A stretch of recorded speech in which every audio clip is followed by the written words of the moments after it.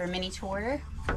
So bed is going over here, and this will be couch during the day so I can sit, work, hang out, whatever. And then at night I'll have the front half of this finished off that'll be attached to these pieces. Basically I'll just pull it out, make it a twin size bed,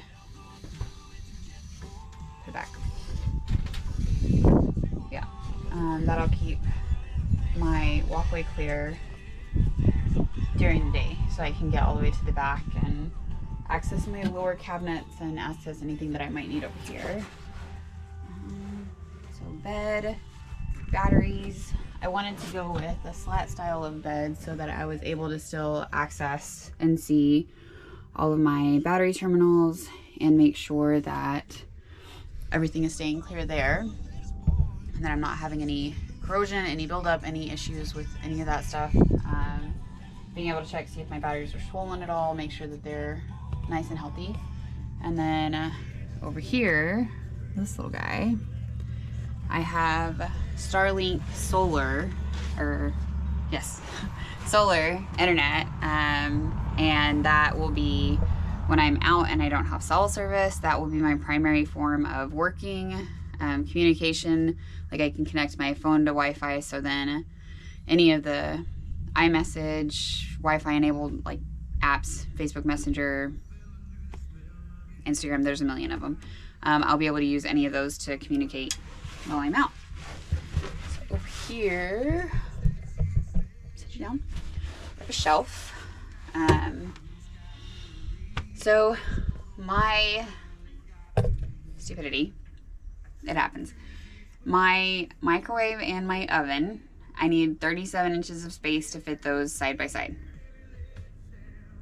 Down here and here and here, I have easily 37 inches of space. However, for the top shelf where those two items are going to be going, I did not take into account that as my topper, with my topper, it curves in as it comes down or goes up. So I don't actually have 37 inches of usable space. I only have 33 inches of usable space. So yesterday and the night before, brainstorming, I think we're gonna add this little piece right here to be able to finish, to allow myself to have enough room to have both an oven and a microwave. Still kind of playing around with it, thinking this center part is perfect. It works in my head exactly how I imagined it working. The water compartment cubby, perfect, works exactly how I would hope it would work. So it's just this top part that I'm really having a hard time with. I think this is gonna work. I'm gonna play around with it some more. Of course, it's supposed to get cold this week, so I don't know how much I'll actually be working on it this week. But the other option, if I don't like this, if I decide I want this space to be like open all the way up, then the other option would be getting rid of my microwave. For a lot of you, that is an inconceivable fact of not having a microwave. Primarily, the main thing I do with a microwave is reheat my drinks. Heat up water, heat up coffee, heat up tea, heat up water for tea. Like, that's pretty much all I do with my microwave. 90% of my microwave use is that, which I can do in about 60 seconds with my Jetboil. I have to have my Jetboil with me anyways because it's what I use when I go backpacking and camping and all that kind of stuff. So haven't had to pull the plug yet. Gonna see how this works out. Do some more thinking and pondering on it throughout the week and see what I can come up with. But all else fails, I will take off that part, leave this part as is, just have an oven and not a microwave, and be happy. I will be perfectly content. It will work. Next, let's do over here. This is my fridge freezer. This is one of the reasons why I had this area cleared, because when I open this, I still have enough room to open it, stick my head in, stick my hand in, but it's just a little thing. Like, I don't know how much I love that. And then my freezer's right here, plenty of space on the freezer side. This is actually a really nice unit because it can be fridge, freezer, or freezer. Like you can use it for a multitude of things, which is one of the reasons why I went with this particular style, because I do freeze quite a bit of stuff. I like prepping up stuff ahead of time and then just tossing it in the freezer so that I can just pull it out and go. So fridge, freezer, working great, no problems with it. Tastes good. My AC and heat, so Mr. Cool is that one.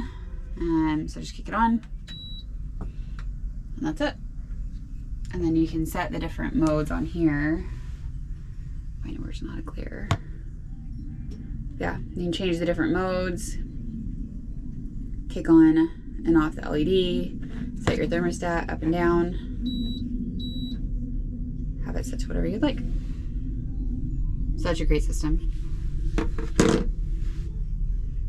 Of course, my brother has a plane going over his house right now.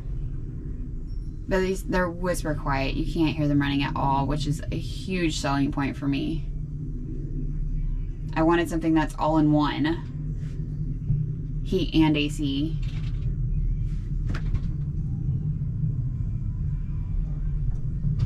I think the plane's probably gonna pick up too much in the background noise, but it's fully running and can't hear it at all. It's awesome. Back here, all of this will be covered with a shelf, or it'll be boxed in. And then I'll either have like a hinge that I can open up to look inside, check everything out, close it, or some way, form, or fashion I'll give myself access to everything that's in here. Because I, again, like the battery terminals, I'll need to be able to open it up, inspect everything, make sure everything looks like it's supposed to look. If I'm having any issues with any of my systems, then I can come over here, go through the menus, over here, go through the menus, and see what everything's reading at. My main power shutoff is right here, and then I have a solar panel shut off right there, so that if I am having issues, I can cut power to everything and till I can get into town and get it checked out or get time to troubleshoot it or whatever needs to happen. This charges my batteries when I am parked somewhere, like currently at Michael's house. Being parked here, I can plug my batteries in and have 100% battery, so I can run anything that I want to run. My oven, my microwave, lamps, charge all my electronics, anything and everything. My heat and AC, I can run free will and not have to have either of them, worry about either of them using too much energy, which is super nice. And then over here, this controls the energy coming in.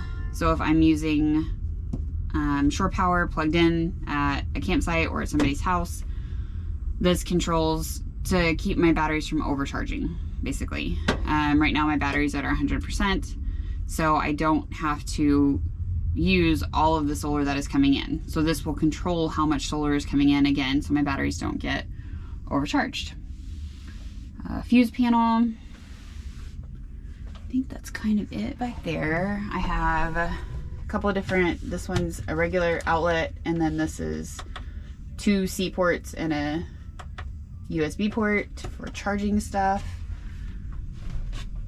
Christmas lights are supposed to be temporary until I get back to Colorado to get everything else done in my truck, but I have to say I kind of like them, so I just have them on a outlet. So can't really see the red ones. There you go. Yeah, really kind of like them, so they might end up staying. We did batteries, we did fridge. I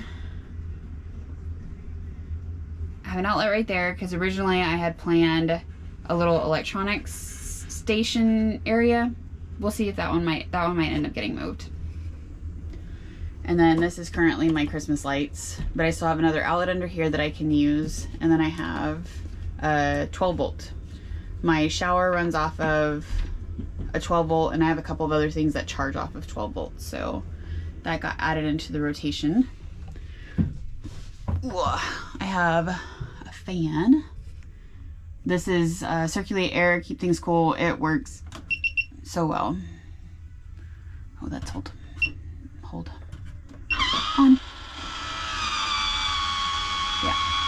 if I am sitting on my couch, fairly close proximity to that, it will suck my hair up in it. I did not have that problem in my van. I wasn't close enough to it to get it to do that. So yeah, they're such a great fan. Let's take a look at my top. So I have 1, 2, 3 panels. They're 200-watt solar panels. This third one stays stays over my truck, and then when I'm parked places, when I'm out boondocking or out just where I don't have electricity and I'm gonna be parked for a while, then I can just swing that out and that'll bring in a ton of extra energy for me, which is awesome. That's the fan that we just turned on. It flattens all the way out when it's off. Right now it's up because it's currently running. This I can use as a storage area, but my primary goal for this is a place for me to climb up and sit and enjoy my morning coffee or tea, or just sit up and look out over everything, contemplate the wonders of life, you know, that kind of stuff. So that, and then oh, here's my awning, I am super excited about. It's a little difficult with just being one person, but I think with enough practice, I'll be able to do it up pretty well. Nice thing I liked about this one, or why I went with this particular one, you can add walls to it. So I have a wall for this side or that side, and a wall for the front. So pretty much if there's weather happening and I want to kind of block myself from the wind, like here currently the weather's coming from the northwest, so I would put a wall across this backside, and I would probably actually be pretty content over here underneath it. This one's a Rhino Rack Sunseeker. But yeah, super easy. The poles just collapse right in the middle, and then they fold into themselves and roll it back up.